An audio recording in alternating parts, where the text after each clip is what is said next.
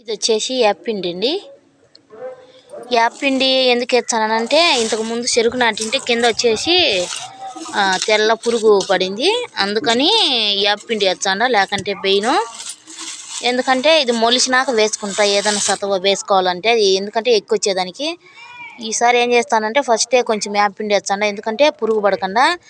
నల్లి పురుగు అని ఒకటి ఉంటుంది, అది తింటుందండి చెట్లను, లోగా ఏర్లు తీయగా ఉండేదాలను, అందుకోసమని ఇదిగోండి యాప్పిండి వేస్తాను.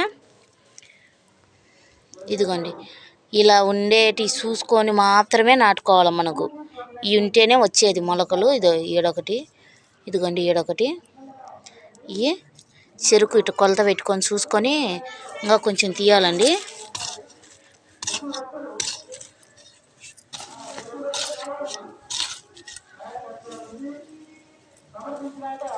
ఇదిగోండి